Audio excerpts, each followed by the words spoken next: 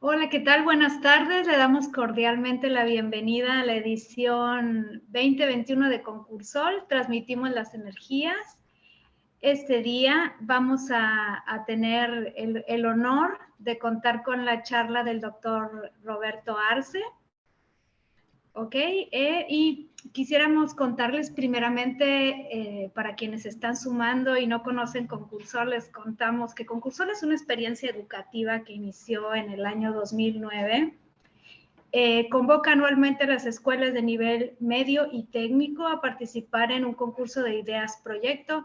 En general consiste en la construcción de artefactos o de dispositivos que tengan, cuya aplicación sea relacionada a las energías renovables y además promuevan las vocaciones científicas en el estudiantado. Perdón que no me presenté, mi nombre es Adriana Ipiña y les estaré acompañando en este seminario, en esta jornada. Bueno, ¿cómo están? Yo también voy a estar acompañando la jornada. Ahí estamos ingresando más gente. En un ratito ya arranca la charla. Bueno, como decía Adriana, Concursol era una actividad que previo a la pandemia se hacía en presentaciones de proyectos que tenían que ver con la utilización de energías renovables. El evento se organiza desde los centros científicos y tecnológicos del CONICET, los llamados CCT, de las ciudades de Rosario y Santa Fe. También se organiza en conjunto con organismos gubernamentales, universidades y organizaciones de la sociedad civil. Bueno, y este año, en vez de hacer esa actividad, lo que se pensó es transmitir 7 seminarios y conversatorios dirigidos a la capacitación docente desde la universidad con gente que tiene cierta trayectoria o recorrido y también algo para decir respecto al cambio climático y a la utilización de energías renovables. Muchas gracias. Bueno, como les comentaba al principio, este día tenemos el honor de tener al doctor Roberto Arce con una charla relacionada a la energía solar térmica. Se titula Energía solar térmica desde los desarrollos caseros a las grandes aplicaciones. Sí. Bueno, voy a leer, para presentar al doctor Roberto Arce. Él es licenciado en física y doctor en la misma disciplina por el Instituto de Alceiro.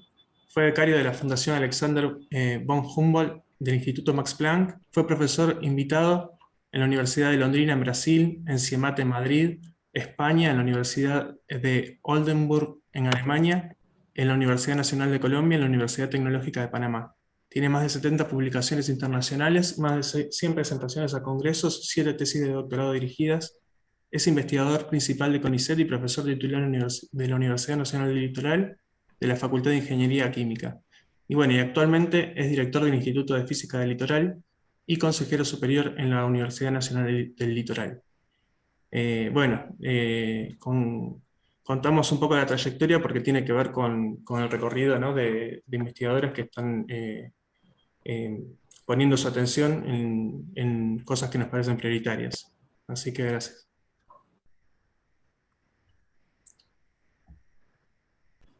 Bienvenido, doctor. Bueno, Lo muchas escuchamos. gracias. Sí, ante todo agradecer la presentación, un poco rimbombante, digamos, pero te agradezco mucho. Bueno, voy a compartir la pantalla, yo les voy a hacer una presentación. Les explico un poquito, yo históricamente he trabajado en materiales de aplicación fotovoltaica, o sea que mi campo ha sido más que nada fotovoltaica, pero en el último tiempo, por curiosidad más que nada, me he puesto a un poco a hurgar en lo que es la parte de aprovechamiento solar térmico. O sea que en realidad puedo decir descaradamente que no soy un experto en solar térmico, pero por suerte tenemos acá la presencia de un experto como es el doctor Lara, así que cualquier duda se la vamos a pasar a él. Bueno, este, Así que les voy a compartir una pantalla y voy a tratar, no es mucho el tiempo que tenemos, pero voy a tratar en ese tiempo de hacer una síntesis entre lo que son los fundamentos y mostrar algunas aplicaciones de cómo uno puede aprovechar la energía solar térmica. Comparto pantalla. Ahí está. Bueno, ese es el título, ahí está mi nombre. Como dijo, trabajo en el CCT Santa Fe, específicamente en el Instituto de Física, y nuestra actividad fundamental en el grupo es energía fotovoltaica, y esto es un desprendimiento, digamos, un interés particular que hemos ido generando entre nosotros. Arrancando por lo que es el aprovechamiento de energía solar, podemos hablar de hay distintas formas de aprovechar la energía solar, y es hasta paradójico, pero cuando uno habla de energía eólica, en realidad lo que está haciendo es pensando que el sol es el que provoca los centros de alta presión y de baja presión, los anticiclónicos y ciclónicos, que generan los vientos, y los vientos van a dar lugar a poderse aprovechar a través de un generador eólico, o sea que en definitiva lo que está detrás de eso es el sol. Lo mismo con la energía hidroeléctrica, porque es el sol el que a través de entregar el calor genera la evaporación, el agua se deposita en los embalses, digamos, de alguna manera, y generamos la energía hidroeléctrica, y hasta diría los combustibles fósiles que fueron generado a lo largo de años con lo que es la fotosíntesis y todos nuestros antecesores, digamos, ya sea todo lo que es biomasa, que en definitiva se convirtió con los años en gas y petróleo, ¿no es cierto? O sea que todo viene, el sol es el principal factor que nos provee de energía. Sin embargo, tenemos aprovechamientos directos del sol, y esos son básicamente dos. Podemos hablar de aprovechamiento directo. Uno es la energía solar fotovoltaica, que a través de los convertidores de energía, que son los famosos paneles fotovoltaicos, podemos generar energía eléctrica, y los otros son los que nos traen hoy, que es la producción de calor en diversos usos. Hay aplicaciones domésticas y algunas de nivel industrial, que es la energía solar térmica, ¿no? Bien, este es un grafiquito muy rápidamente para ubicarlos a ustedes en lo que es la energía solar. Es eso fabuloso que es la energía solar. Esto es la cantidad, digamos, expresado en potencia que nos llega a nosotros desde el Sol, que son alrededor de 174 petavatios, eso en la parte externa de la atmósfera. Un petavatio no es una unidad muy conocida. El peta significa 10 a la 15, o sea, 15 ceros. Uno con 15 ceros es una enormidad de energía que llega al Sol a la parte externa de la atmósfera. Parte es absorbida por la atmósfera, parte es remitida. Finalmente, al nivel del suelo nos llegan alrededor de 89 petavatios, así más o menos. Y eso es lo que, de alguna manera, o una parte de eso podemos aprovechar. Y para que ustedes tengan una idea, nuestro consumo como civilización es del orden de 15 teravatios. Un tera es 10 a la 12, o sea que estamos por debajo en 3 órdenes de magnitud. Casi un 1 por 1000 de lo que llega del Sol es lo que nosotros usamos, ¿no? Para vivir. Bien, ¿cómo llega la energía hasta nosotros? La energía solar llega a través de una radiación electromagnética, ¿no? O sea, la luz es una parte de esa radiación electromagnética que llega hacia nosotros. La radiación electromagnética es una onda que está caracterizada por una longitud de onda, y esa longitud de onda a nosotros nos va a dar una idea de cuál es la energía que llega dependiendo de cuál es la longitud de onda. O sea, digamos, en realidad la energía nos llega en paquetitos que los físicos llamamos fotones, y la energía de cada uno de esos fotones que nos llega, que son como paquetes que no tienen masa, pero que llevan energía, la energía de cada uno de esos fotones es proporcional a la inversa de la longitud de onda. O sea, mayor longitud de onda de la onda transportadora de la radiación, o la radiación misma, digamos, a mayor longitud de onda, menor es la energía que transporta. Y a menor longitud de onda, por el contrario, mayor es la energía que transporta.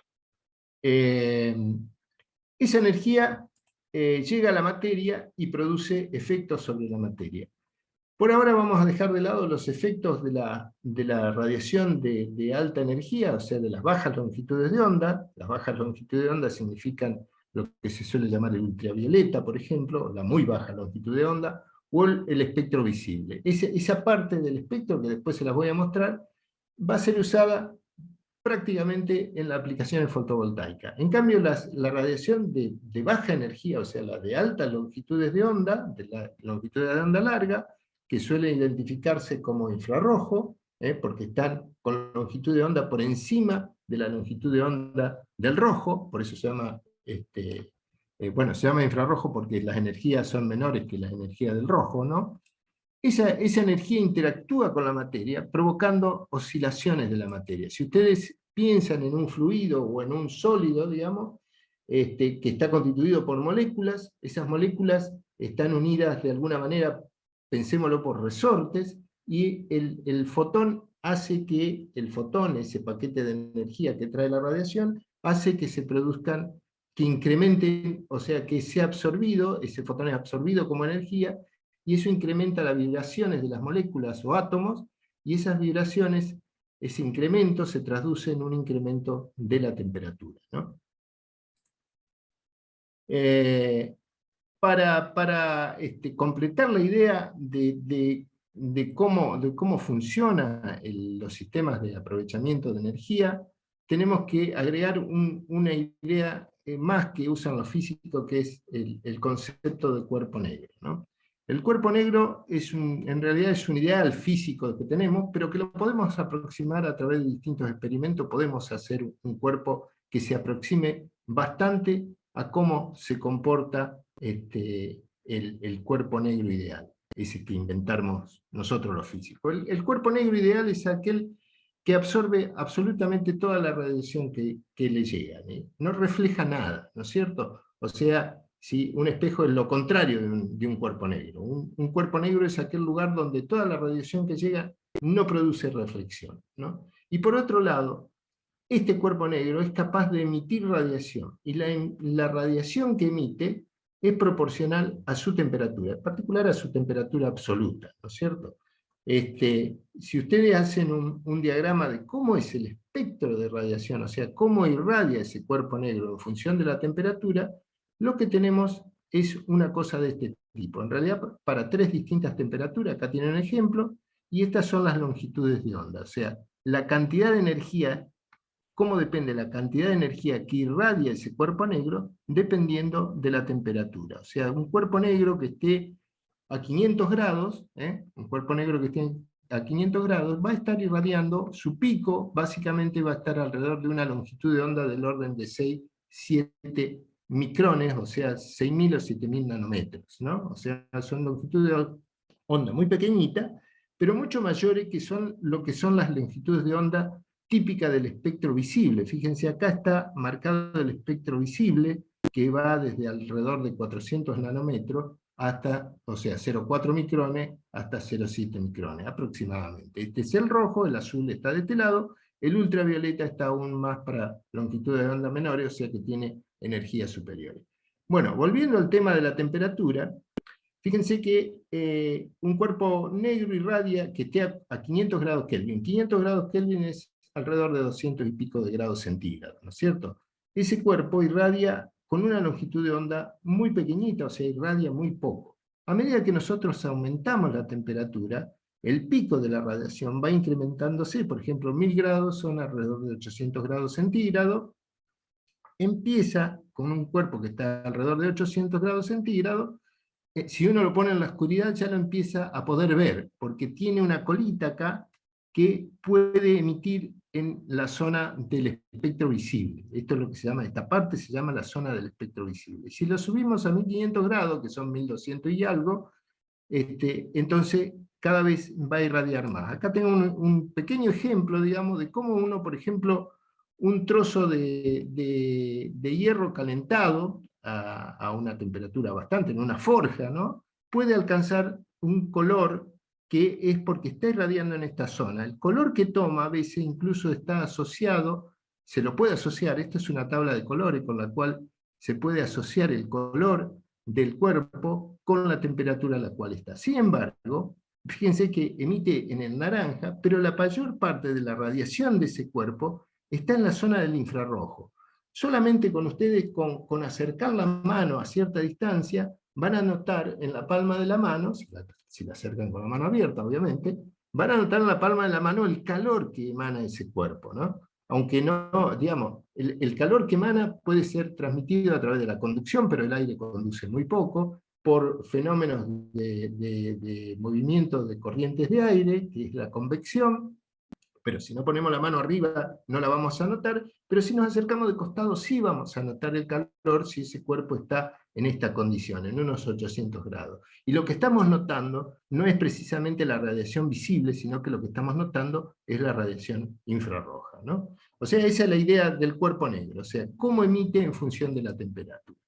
¿Por qué es importante este concepto? Bueno, porque cuando miramos cómo emite el Sol la radiación, ahí podemos ver un espectro de emisión del Sol. Este es el espectro de emisión del Sol, o sea, cuando hablo de espectro hablo de energía en función de la longitud de onda, o energía, digamos, cantidad de energía emitida en función de la longitud de onda, y ustedes ven que para la zona, el Sol justamente, lo que se ve en naranja es cómo es la cantidad de energía que emite por cada una de las longitudes de onda.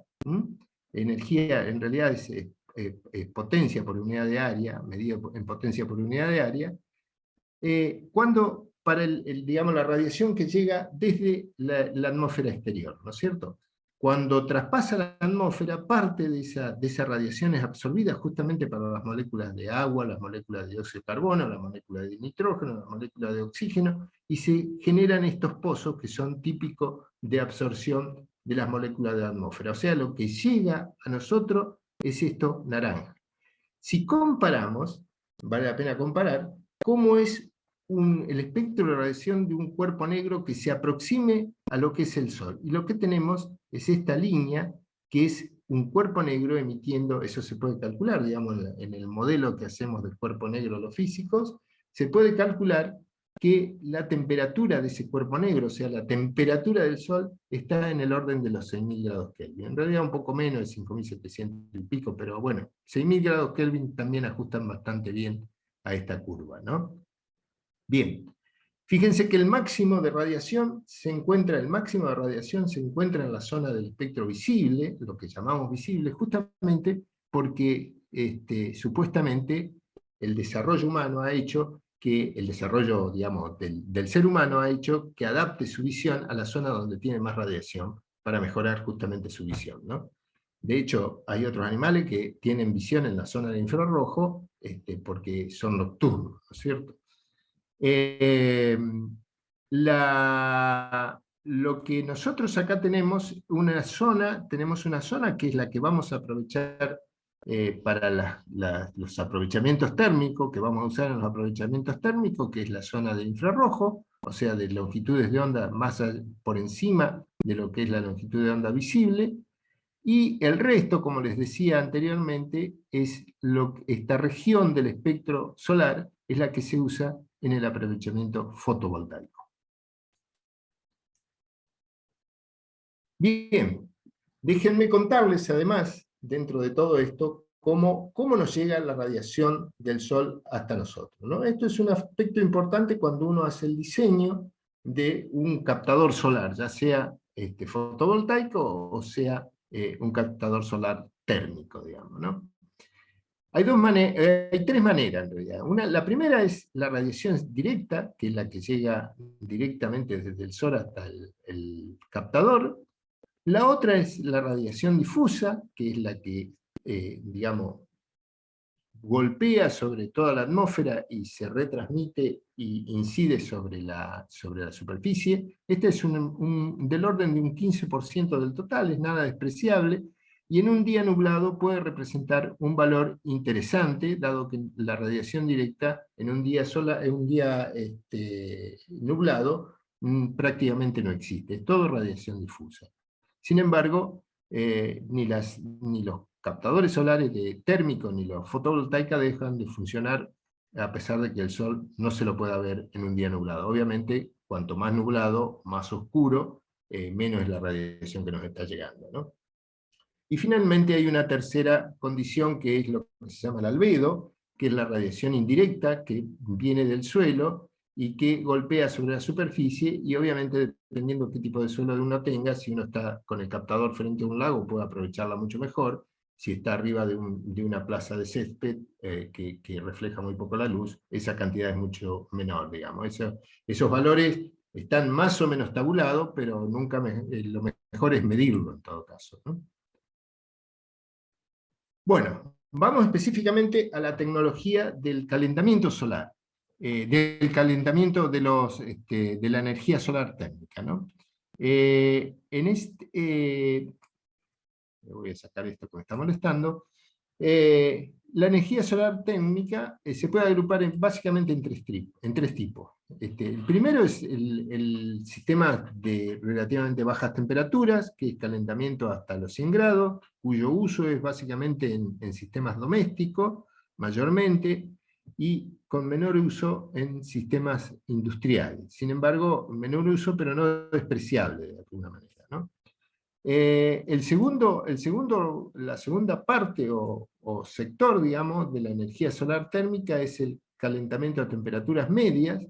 Esto es entre alrededor de 100 y 250 grados centígrados, obviamente tampoco son números fijos, digamos, son aproximados, y es mucho menos frecuente, salvo en algunas situaciones particulares, y lo más común es lo que se llaman los hornos solares, o sea, para cocinarlos, ¿cierto? Acá en el norte del país, en la zona de La Puna, por ejemplo, hay muchas aplicaciones que se han usado de este tipo.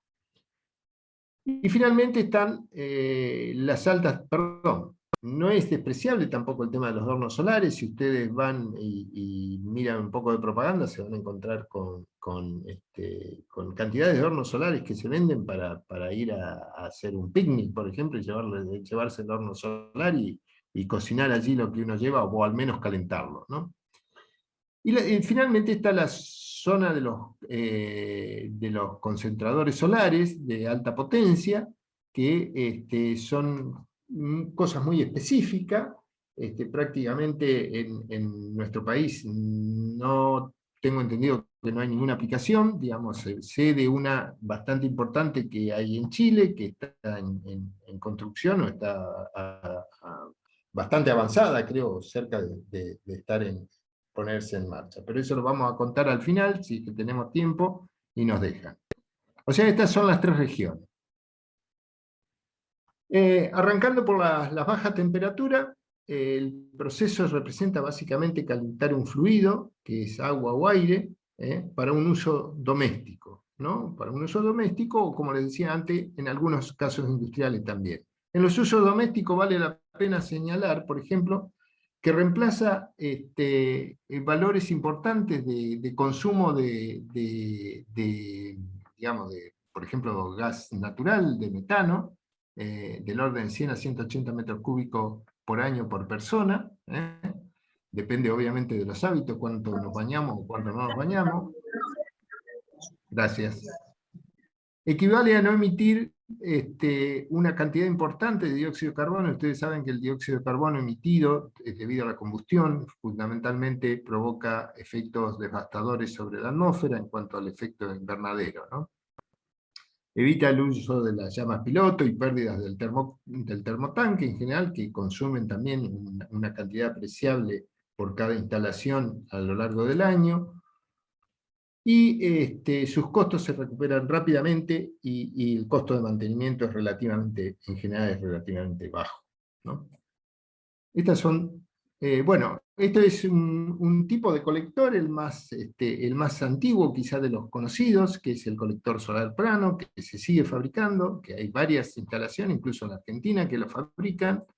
Hay dos, ahí simplemente le pongo dos ejemplos: el colector solar plano con su correspondiente acumulador de agua, Este también tiene su acumulador, pero simplemente que está debajo del techo, y eso es en muchos casos es conveniente para una mejor preservación de la temperatura del agua, no exponerlo.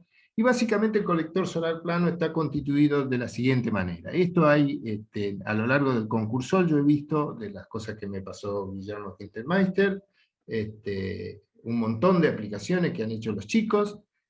Simplemente esto es un ejemplo, puede hacerse de muchas maneras. Lo que yo he puesto ahí es un ejemplo típico donde tengo una cubierta de vidrio, o puede ser un polímero transparente, tiene que ser transparente. Luego una capa absorbente. La capa absorbente es una lámina que contiene, que está pintada de negro y tiene una calidad no especular, o sea, tiene que ser un negro mate, o sea, que pueda absorber y no emita, como ocurre, que sea un cuerpo negro lo más aproximadamente a un cuerpo negro ideal como el que nosotros nos imaginamos en la física, de manera que absorba toda la radiación que le llegue, ¿no es cierto? Cuando ustedes ven algo reflejado, quiere decir que está perdiendo radiación. Por debajo de eso, o por encima, está el sistema de intercambiador de calor, el que lleva el agua a calentar. Y está en contacto íntimo con esa placa que es la que está absorbiendo energía. Si está por encima, tiene que estar pintada de negro también, y en algunos casos está por debajo y está pintada por una cuestión de aspecto y de pérdida. Está pintado, no necesita estar pintado, pero tiene que estar, si está por debajo, tiene que estar obviamente en un contacto íntimo con esta placa. Por detrás de eso todavía está la caja. Todo esto está embutido en una caja, y la caja está totalmente aislada en lo posible, con un buen aislante, de manera que no pierda calor. El agua ingresa por uno de los extremos, recorre el intercambiador en contacto con la placa que se ha calentado, y sale por el extremo superior. El extremo inferior y el extremo superior. Normalmente se pone, o no normalmente se tiene que poner así, porque ustedes saben que en la medida que el agua aumenta su temperatura, su densidad disminuye, y por lo tanto tiene un efecto, como se llama, de termosifón, de subir, y por lo tanto la salida de agua caliente tiene que estar por el lado superior, y la alimentación por el lado inferior, ¿no? El funcionamiento y la razón por la cual esto funciona tiene mucho que ver con el efecto invernadero, ¿no es cierto? O es prácticamente, podríamos asimilarlo totalmente al efecto invernadero. Acá tenemos la caja aislante, los caños, fíjense, en este caso están por arriba del plato absorbente, o sea, el cuerpo negro que absorbe la energía, y arriba está la cubierta transparente, ¿no es cierto? ¿Cómo funciona? El tema pasa por las propiedades, este colector, y los otros también tienen que ver con esto. El tema pasa porque ese plato, esa capa transparente, tiene propiedades muy particulares en cuanto a cuál es la luz que deja pasar, cuál es la longitud de onda. Por eso yo arranqué contándoles cómo es el tema de la longitud de onda. Lo que se llama la transmitancia de esa capa, o sea, cuánta luz transmite el vidrio. En realidad nosotros, si miramos un vidrio, vemos que prácticamente transmite toda la luz. En realidad, un vidrio de una ventana transmite del orden del 91-92%, 92% en el mejor de los casos. Esa zona, esto es la curva que representa la transmitancia en función de la longitud de onda. Fíjense, la zona del espectro visible la transmite muy bien, y la zona del infrarrojo también la transmite muy bien, hasta un cierto valor, pero ya a una longitud bastante larga, o sea, bastante grande. O sea, acá, en esta región va a transmitir la luz, pero si ponemos la curva del cuerpo negro para compararlo, vamos a ver que esa placa transparente, esa placa de vidrio, va a dejar pasar la luz visible, y también va a dejar pasar la parte de infrarrojo. Si ustedes se ponen atrás de un vidrio en el invierno, obviamente sienten el calorcito. Lo que está llegando a ustedes no solo es la luz visible, sino que le está llegando la porción de infrarrojo que nos produce esa sensación agradable de calorcito. Obviamente acá esa energía entra, y obviamente va a calentar la placa, porque eso es absorbido por la placa. Pero la placa va a levantar temperatura. ¿no es cierto? Va a levantar temperatura y levantará una temperatura no más allá de los 100 y pico de grados, como máximo 200. Para que ustedes se den una idea, eso podría llegar a emitir como cuerpo negro también y se escaparía la energía. Pero sin embargo, esa emisión se encuentra mucho más allá de lo que permite la placa, transparente. O sea que esto encierra, o sea que produce como un tapón para la energía, entra la energía con una longitud de onda, cuando quiere irradiar, por más que puede irradiar, esa irradiación se queda concentrada allá adentro y no puede salir, y por lo tanto termina calentando la propia placa, ¿no? Básicamente esa es la idea. Ese es el colector solar plano. El otro colector que funciona más con los mismos principios y que quizá es el que más se está viendo ahora como cosa moderna, ya tiene bastantes años, son los colectores tubulares, ¿no?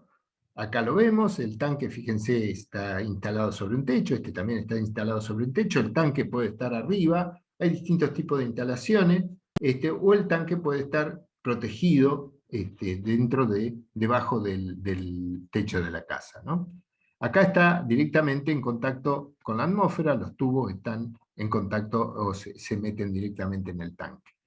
Hay dos tipos de tubulares, bueno, hay varios tipos de tubulares, pero básicamente hay dos. Uno es el que se llama tubo evacuado simple, donde esos tubos que ustedes ven se meten en el tanque que estaba en la parte superior, o que puede ir a través de un conducto hacia el tanque, digamos, hacia el lugar donde está el reservorio, donde está el agua se calienta, esto es un tubo de vacío, es como un termo, digamos, no deja escapar el calor, pero sí permite, no es un termo, pero es un termo que no está recubierto plateado, porque en ese caso rechaza el calor de afuera y rechaza el termo del mate, digamos, está plateado al lado de adentro también, ¿no? En este caso lo que tiene es una capa negra, una capa negra que rodea el recubrimiento de negro del vidrio interior, y eso hace que el mismo efecto invernadero que contábamos para el colector plano. El tubo se mete adentro del termo, digamos, el reservorio, el agua fría desciende porque está más pesada y luego se calienta acá adentro y asciende como agua caliente y se va depositando en la parte superior del termo. Eso es lo que se llama tubo evacuado simple. El otro, que es un tubo de calor, que también se llama heat pipe, porque es acostumbrado a hablar del término en inglés. Esto, en este caso, el fluido que se calienta está dentro de un sistema cerrado, o sea, el fluido puede no ser agua, puede ser otro fluido, total, no va a estar en contacto con el agua. En ese caso, el tubo de calor lo que hace es el mismo trabajo, o sea, la parte fría del fluido, en general son glicoles, que admiten muy bajas temperaturas, por lo tanto este tipo de colectores son más adecuados para la zona fría, donde puede haber congelamiento durante el invierno, y en el caso del otro colector podría reventarnos los caños, porque ustedes saben que cuando se congela el agua tiene una expansión, el hielo es más liviano, digamos, es menos denso que el agua, o sea, aumenta su volumen y revienta los caños, es típico de la zona fría. En este caso entonces se usa otro fluido que está metido adentro de un caño que puede ser cobre, por ejemplo, para lograr una buena conducción térmica, y a su vez él está metido adentro de un tubo de estos que lo protege de alguna manera, un tubo de vidrio con la aislación de vacío.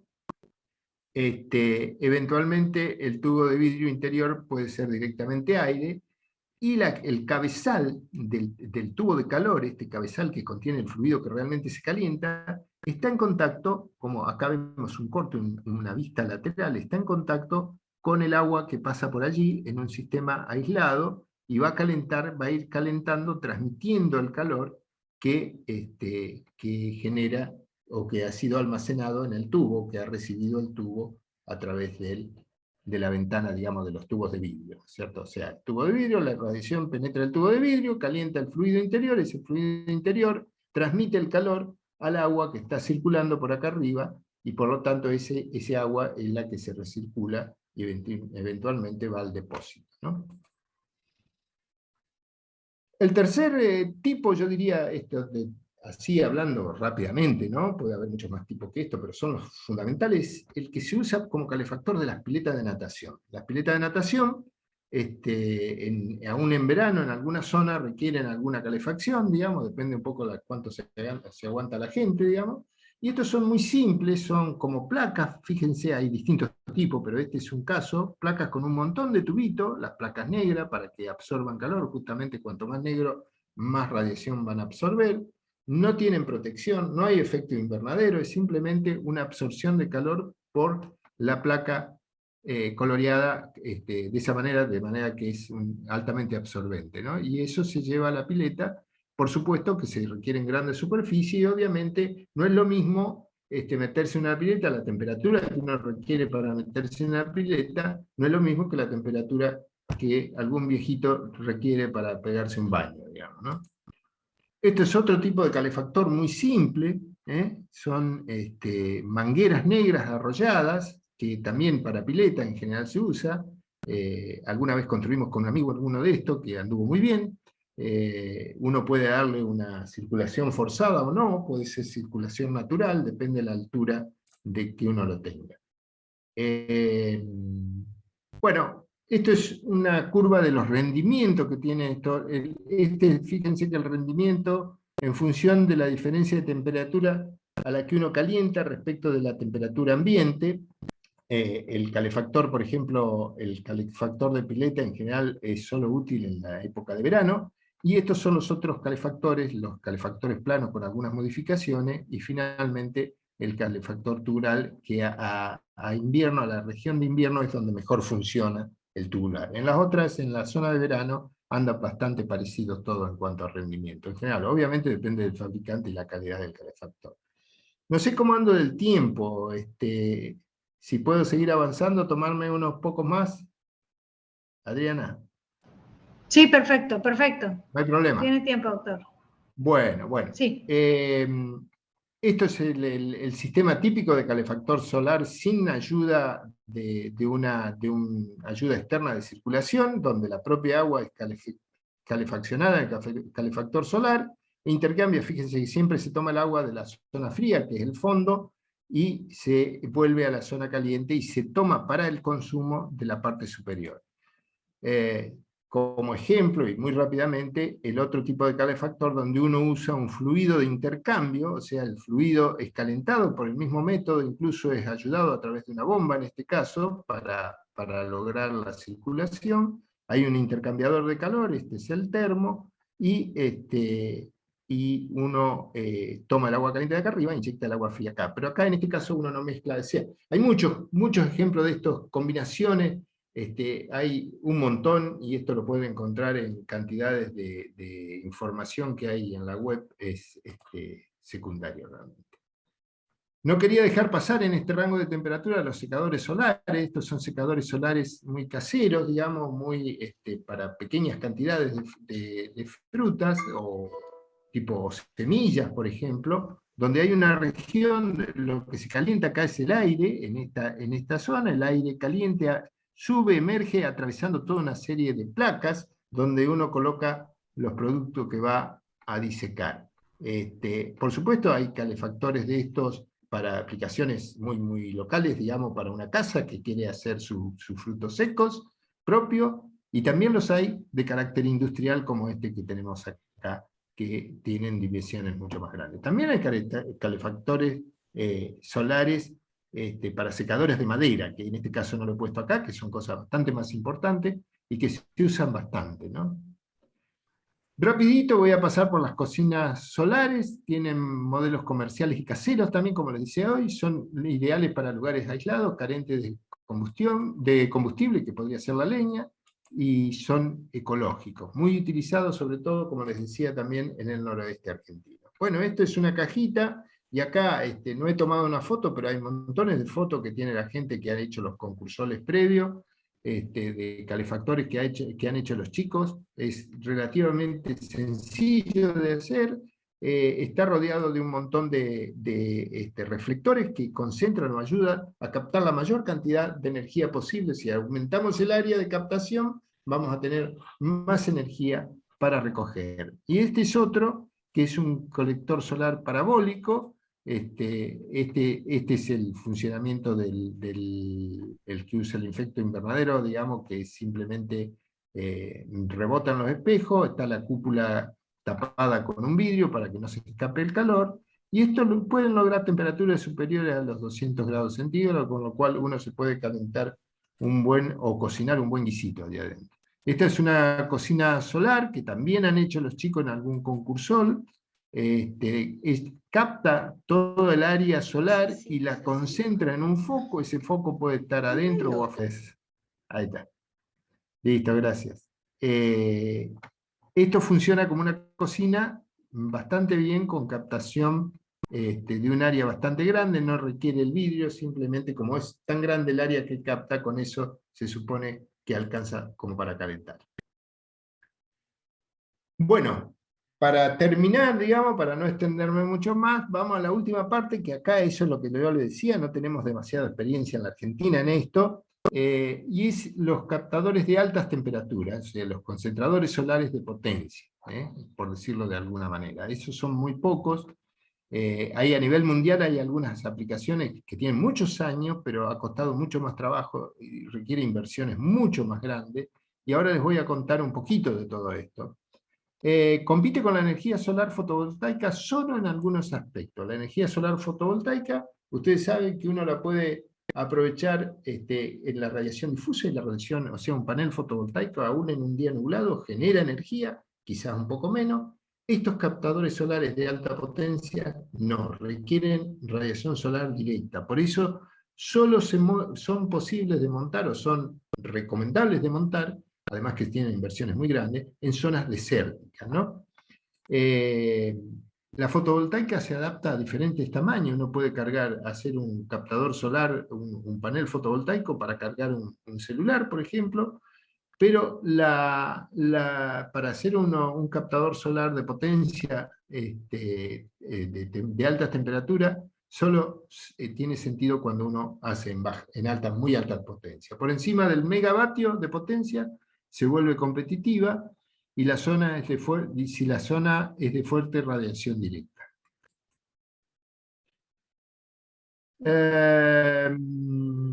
El sistema de captación solar en esto utiliza sistemas ópticos que concentran la radiación, y así alcanza temperaturas mayores a 250 grados centígrados. Para que se den una idea, puede llegar a temperaturas de 500 y 600 grados centígrados un captador solar de este tipo. Es una barbaridad, digamos, ¿no? Dice, el concentrador redirige la radiación hacia el receptor para convertirla en calor. Estos se llaman heliostatos, porque van siguiendo el sol durante el día para no aprovechar, para que no se pierda nada del sol. Además tiene que ser radiación directa, o sea que hay que seguirlo al sol y hacer que pegue en el captador. Se produce para desalinización de agua en algunos casos, para producción de hidrógeno en otros, y requieren almacenar la energía dado la variación que tenemos del suministro de energía de la fuente. Hay de tres tipos: colectores parabólicos, sistema torre con receptor central y sistema colector de disco parabólico, ¿no? Este es el sistema de disco parabólico. Fíjense, son parábolas que van siguiendo al sol durante el día, y estas parábolas concentran la luz. Ustedes saben que la propiedad de la parábola es que si le llega un haz de luz de muy lejos, como es la cocina parabólica, ese haz de luz es prácticamente paralelos, son haces paralelos, y se concentra en lo que se llama el foco de la parábola. Es como el foco del auto. El foco del auto emite y saca un haz paralelo. Esto es al revés. Llega el haz paralelo del sol y se concentra en lo que sería el foco. En ese foco pasa el fluido, que se calienta a muy altas temperaturas, y el fluido después es llevado por tuberías muy bien protegidas del calor, es llevado a un sistema de caldera, el caldera típico, o sea, el generador de vapor. El vapor pasa a través de la turbina, y la turbina genera electricidad que entrega a la red, ¿no? Este es el otro captador de torre, el concentrador solar de Torre. Fíjense, esto no es un dibujo, es una foto real.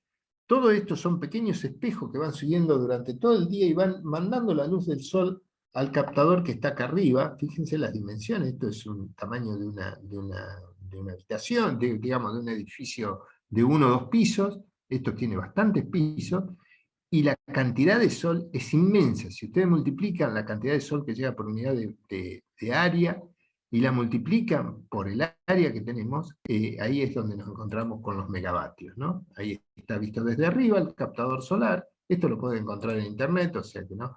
Para que se den una idea del tamaño, fíjense lo que es este captador. Este está aún en construcción en una zona de Israel,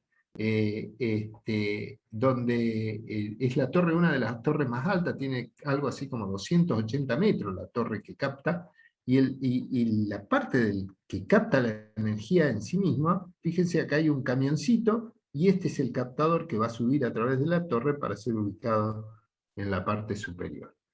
Una enormidad. Bueno, el funcionamiento es igual al otro, o sea, se calienta un fluido. En general, fíjense acá, este en particular es uno de los casos, calienta a 565 grados centígrados el fluido es una sal fundida, se almacena en tanques, y eso permite, el almacenamiento del fluido en tanques aislados, permite disponer de esa temperatura durante la noche, cuando no tenemos sol. Y entonces durante la noche podemos seguir alimentando el generador de vapor, y por lo tanto generar electricidad. Este es otro colector que son parabólicos, hay varios de estos, hay varios diseños parabólicos, donde uno calienta acá, también la temperatura que alcanzan son muy altas, y lleva el fluido hasta un lugar donde concentran todo, pero son menos utilizados.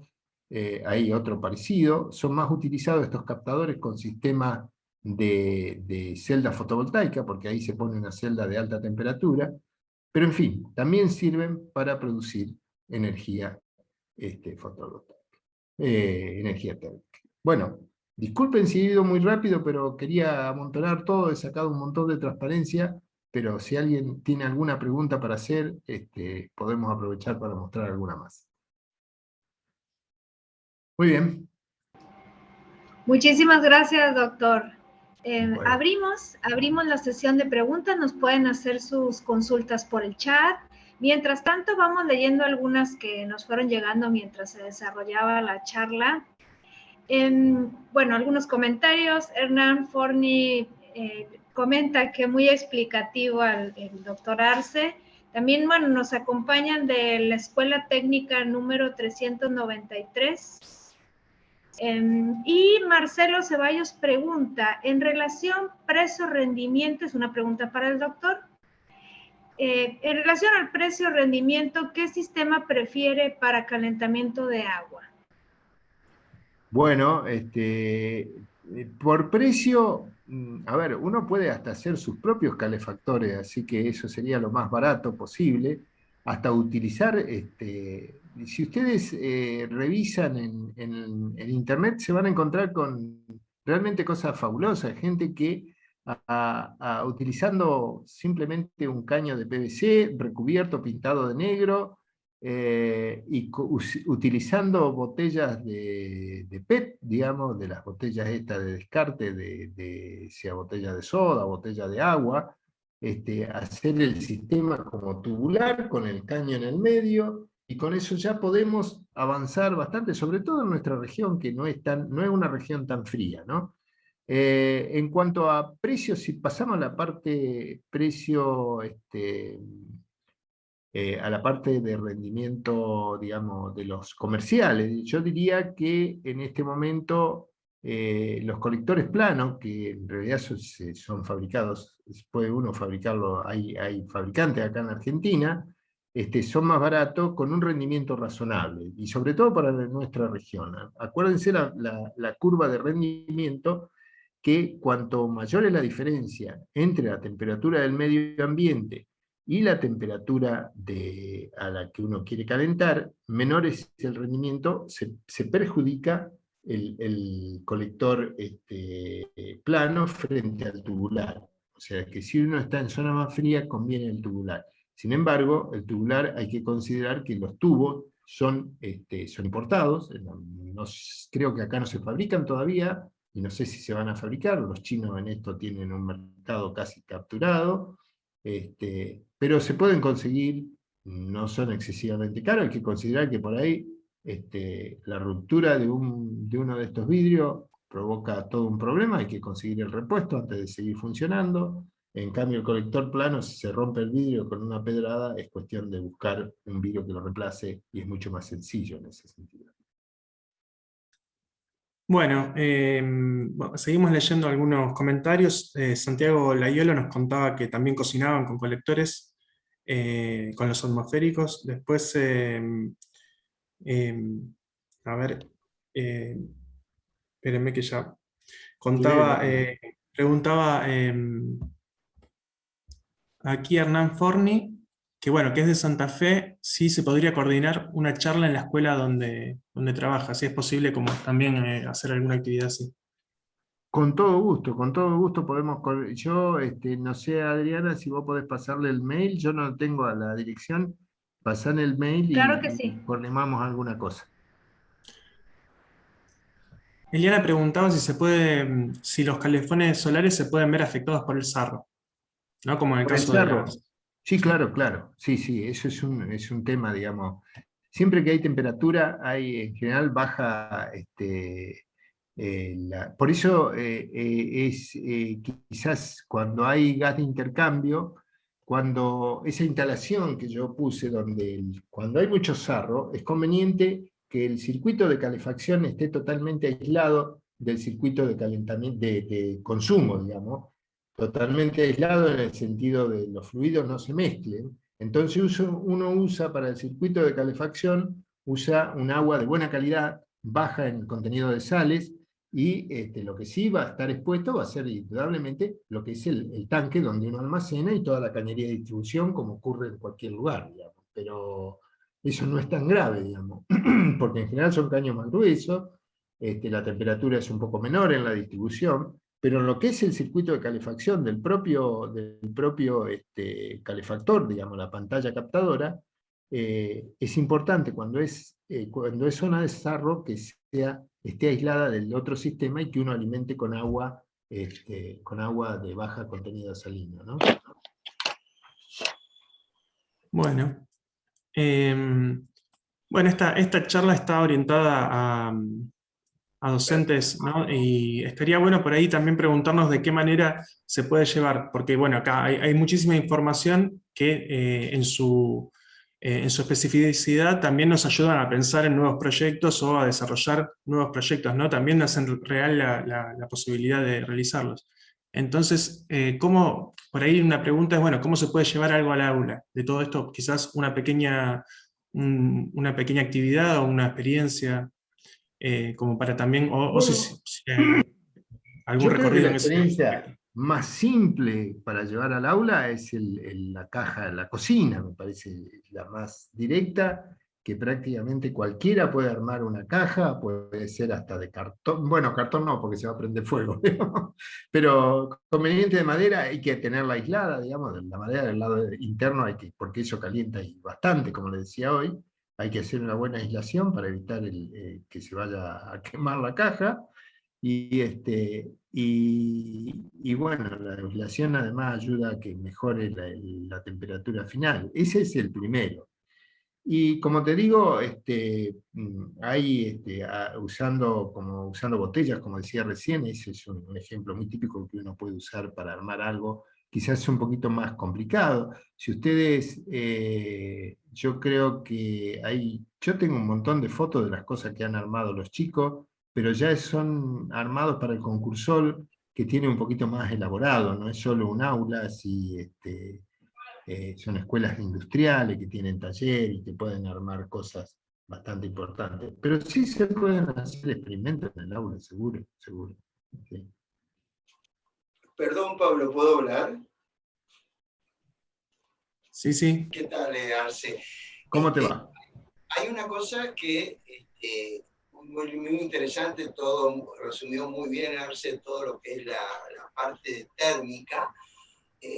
Yo me especialicé un poco en la parte de baja temperatura Y quería hacer dos aclaraciones. En los de alta temperatura de los concentradores, hay siempre cuando uno trabaja con energías renovables, tiene que ver los pros y los contras, ¿no es cierto?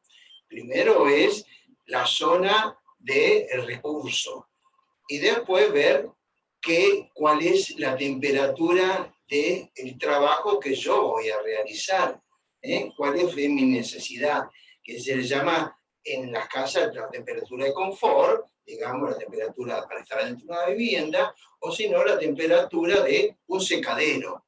Supónganse en que en la parte biológica nos indica que siempre tenemos que trabajar a muy bajas temperaturas. Por ejemplo, en el secado de grano, que el doctor Ralse lo habrá visto en algunas presentaciones, digamos, de secado de grano, no puede pasar de 45 grados. Entonces, la energía solar para las semillas es especial. O sea que el poder germinativo, la energía de germinación se conserva. ¿De acuerdo? Por ejemplo, en los invernaderos,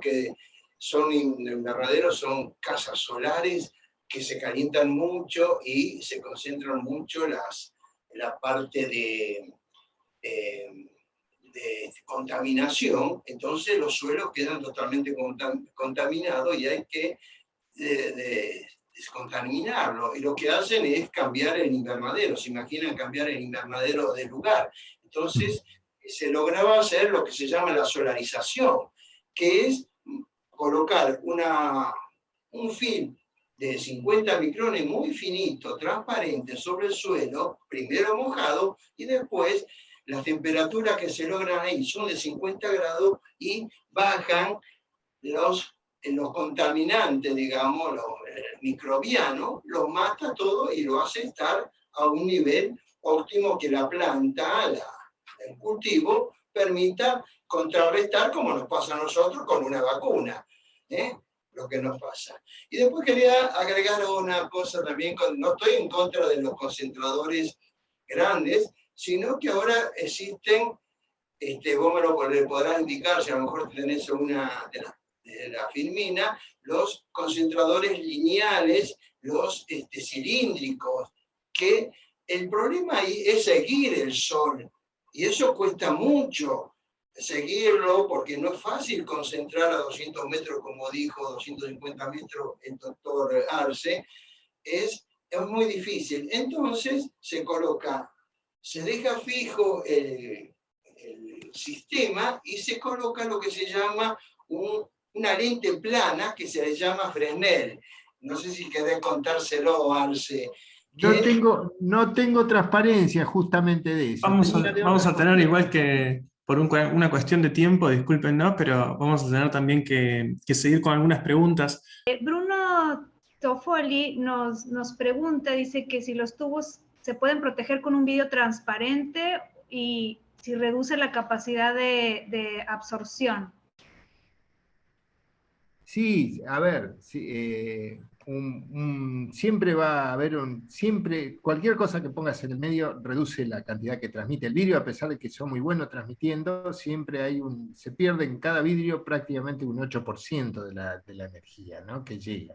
O sea que hay una pequeña pérdida, por supuesto, se protegen. En algunos casos hasta en verano llegan a taparlos, algunos porque levantan mucha temperatura pero los tapan por la sombra, con sombra directamente, con un trapo, digamos, una cortina, ¿no? Pero sí, podría ayudar a la protección poner un vidrio adelante, pero se va a romper el vidrio también, digamos, eventualmente.